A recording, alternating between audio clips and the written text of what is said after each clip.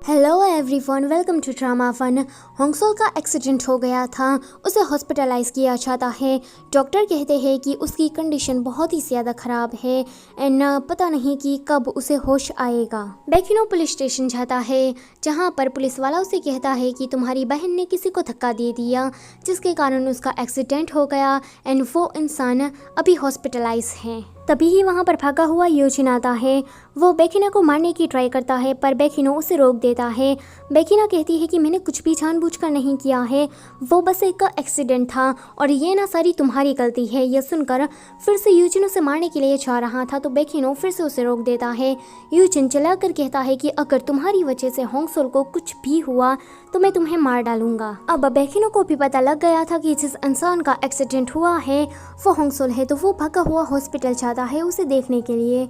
वो उसके पेरेंट्स से सॉरी कहता है, तो उसके पेरेंट्स उस पर गुस्सा करते हैं कि तुम्हारी बहन के कारण हमारी बेटी का आज ये हाल है और हमें तो ये भी नहीं पता कि उसे होश आएगा या फिर नहीं। बेकिनो फिर वहाँ से चला जाता है।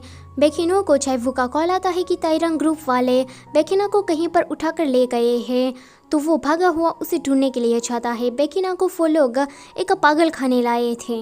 बेकिनो को थोड़ी देर के बाद पता लग जाता है कि चेयरमैन ह्यू ने बेकिना को किसी पागल खाने में भर्ती करवाया है, तो वो भागा हुआ उससे मिलने के लिए जाता है।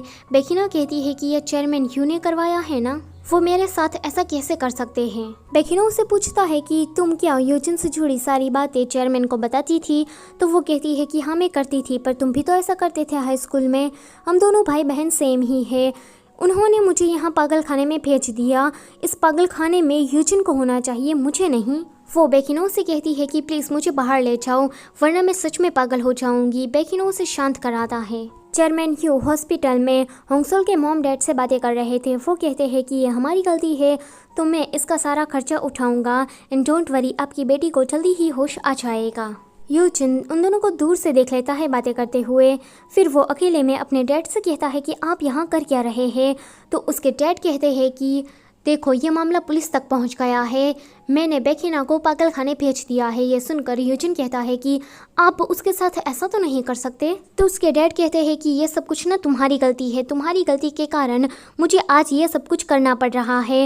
होंगसोल का बिल का खर्चा मैं उठा रहा हूँ क्योंकि मुझे थोड़ी सिंपत्ति मिल जाए, और बेकिना को मैंने पागल खाने इसलिए भेजा क्योंकि हमें कोर्ट में ना जाना पड़े। अगर ये मामला कोर्ट तक पहुंच गया तो मेरी कंपनी की रेपुटेशन बहुत ही ज़्यादा खराब हो जाएगी। ये सुनकर यूजिन थोड़ा उसके डैड से डिसअपॉइंट हो जाता है, तो ये बात वो नोटिस कर लेते हैं। वो कहते हैं कि तुम्हें क्या अभी भी लगता है कि मैंने कुछ गलत किया है? देखो सारे फसाद की जड़ तुम ही हो, ये जो लड़की कोमा में पड़ी है ना, वो भी तुम्हारी ही गलती के कारण है, और बेकिना जो पागल खाने गई है ना, उसमें भी तुम्हारी ही गलती है। अगर तुम बदला लेने की फिराक में ना आते तो ये सब कुछ होता ही नहीं। तुम हमेशा से ही ऐसे थे, अपने आसपास के लोगों को हर्ट करते रहते थे, और तुम्हारा फैलाया हुआ रायता हमेशा ही मुझे समेटना पड़ता था। इतना कहते ही मिस्टर यू तो वहाँ से चले जाते हैं। अब यूजिन की आंखें खुल जाती है। वो सोचता है कि उसने अपने आसपास रहने वाले लोगों को बहुत ही ज़्यादा हर्ट किया है। सीनियर, मिन्सू, चिपकली, यंगॉन, होंगसोल का बाजू वाला, उसका टीचर, सबको, इवन उसने होंगसोल को भी आज हर्ट कर दिया। बेकिनो एंड बेकिना के साथ भी उसने बुरा किया। फिर वो होंगसोल को देखने जाता है। होंगसोल को थोड़ा थोड़ा होश आ गया था। वो अपने मन में सोचती है कि कुछ भी मत करो, मैं तुम्हें समझती हूँ। तो यूजिन कहता है कि पर मेरी वजह से तुम हर्ट हो रही हो, तो मैं क्या करूँ? तो होंगसोल सोचती है कि तुम चिंता मत करो, इस बार मैं तुम्हें छोड़कर कहीं नहीं जाने वाली। तो यूजिन कहता है कि तुम मेरे साथ नहीं रह सकती, तुम इस तरह से कभी भी ठीक नहीं रह पाओगी। फिर वो वहाँ से चला जाता है। अगले दिन होंगसोल की फैमिली वाले आते हैं उसे देखने के लिए। होंगसोल की नज़रें अभी यूजिन को ढूंढ रही थी, पर वो वहाँ नहीं था। बेकिना ने खाना पीना सब कुछ छोड़ दिया था, तो बेकिनो उसे कहता है कि दरवाज़ा खोलो, तुम अपने आप को अकेला महसूस मत करो क्योंकि मैं तुम्हारे साथ हमेशा ही रहूँगा, तो चुपचाप तुम खाना खा लो। पर वो दरवाज़ा नहीं खोलती, तो बेकिनो वहीं पर ही रुक जाता है। अगले दिन चाइवू आता है। वो कहता है कि युनतेक ने मुझे बताया कि होंगसोल को होश आ गया है। तो बेकिनो कहता है कि ये तो अच्छी बात है ना। तो चाइवू कहता है कि तुम उसे मिलने के लिए नहीं जाने वाले। तो वो कहता है कि मैं किस मुंह से उसके सामने जाऊँगा। यह सुनकर चाइवू खुद होंगसो से मिलने के लिए चाहता है। पहले तो वो उसका हालचाल पूछता है एंड बाद में कहता है कि बेकिना अभी पागल खाने में है और उसने सब कुछ खाना पीना बंद कर दिया है, वो दरवाज़ा भी नहीं खोल रही। बेकिनो बहुत ही ज़्यादा परेशान है, तो तुम क्या यूजिन से मदद मांग सकती हो? होंगसो कुछ भी नहीं बोल रही थी। तो चाइवू कहता है कि कोई बात नहीं, मैं इस मामले को अपने आप से हैंडल कर लूँगा। दूसरी तरफ यूजिन ने अपने आप को घर में लॉक कर लिया था। वो कुछ नहीं कर रहा था, बस ऐसे ही बैठा था। उसने तो होंगसो की कपल रिंग को भी निकाल दिया था। थोड़े दिनों के बाद होंगसो को डिस्चार्ज मिल जाता है। बेकिनो उसे देखने के लिए आता है। बाद में वो दोनों बातें कर रहे थे। बेकिनो कहता है कि तुम्हारी बॉडी क्या अब ठीक है? तो होंगसो कहती है कि हाँ ठीक है। पर फिर होंगसो कहती है कि जो कुछ भी हुआ इस वजह से मैं बेकिना को माफ़ तो नहीं कर सकती, पर मैंने तुमसे प्रॉमिस किया था कि मैं तुम्हारे कंपटीशन में आऊँगी, तो ये वादा मैं अभी भी निभाऊंगी।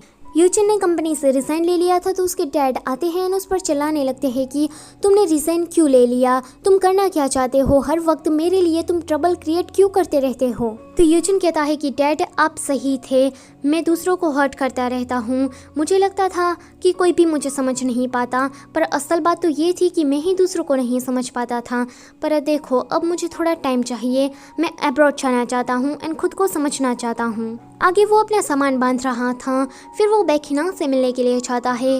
वो कहता है कि मैं तुम्हें माफ़ नहीं करने वाला, पर आज से हमारे बीच में कोई भी रिश्ता नहीं रहेगा, आज से ही तुम मेरे घर से फ्री हो। जाते टाइम वो बेकिना को पागल खाने से रिहा करवा लेता है। तो बेकिनो उसे कहता है कि थैंक यू एंड सारी चीज़ों के लिए सॉरी। यह सुनकर यूजिन थोड़ा इमोशनल हो जाता है। जाते टाइम वो कहता है कि ये है तुम्हारे फेवरेट पियानिस्ट का ऑटोग्राफ, ये मुझे तुम्हें पहले ही दे देना चाहिए, तो आज हालात ठीक होते। आगे यूजिन जाता है होंगसो के पास। वो उसे कहता है कि ये सारी चीज़ें जो कुछ भी हुआ उसमें मेरी गलती थी, तो हमें ब्रेकअप कर लेना चाहिए। होंगसो तो कुछ भी समझ नहीं पाती कि ये इसे अचानक से क्या हो गया, पर होंगसो की नज़रें जाती है उसके हाथ पर। यूजिन ने रिंग नहीं पहनी थी, तो यह जानकर उसे बहुत ही दुख होता है। आगे वो अपने आप को कमरे में लॉक कर लेती है, बाहर ही नहीं आती। बेकिनो उसे बार बार देखने के लिए आता था, पर फिर भी वो अपना दरवाज़ा खोल ही नहीं रही थी। पर जिस दिन बेकिनो का कंपटीशन था, तो वो अपना वादा पूरा करने के लिए उसके कंपटीशन में जाती है। परफॉर्मेंस स्टार्ट हो उससे पहले ही बेकिनो को अपने फ्रेंड का कॉल आता है। वो कहता है कि बेकिनो तुम परेशान मत होना, तुम्हारे जितने भी पैसे थे ना वो किसी इंसान ने आकर दे दिए हैं, एंड उसने तो हमारे बॉस को धमकी भी दी है कि वो आगे चलकर बेकिनो को परेशान ना करे। बेकिनो समझ जाता है कि ये यूजिन का ही काम होगा। होंगसो को बेकिना का मैसेज आता है। बेकिना उससे माफ़ी मांग रही थी। फिर वो कहती है कि आज रात की फ्लाइट से यूजिन अब्रॉड जा रहा है, यही एक चीज़ थी जो मैं तुम्हारे लिए कर सकती हूँ। दूसरी तरफ बेकिना अपना कंपटीशन बहुत ही अच्छी तरीके से दे देता है।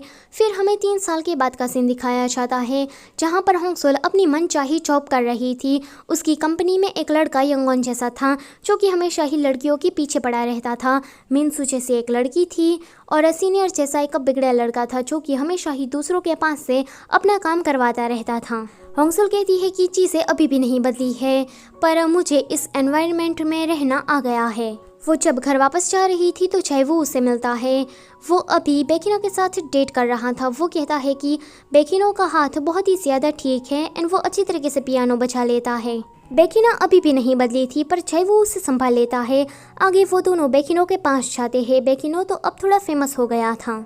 फिर होंगसो जाती है बोरा के शॉप में एंड आयंग के लिए एक ड्रेस खरीद रही थी। युनतेक भी अब मॉडल बन गया था। बोरा कहती है कि तुम ही एक सिर्फ अकेली हो, क्या मैं तुम्हारे लिए एक ब्लाइंड डेट फिक्स करूं? तो वो मना कर देती है, जाने लगती है।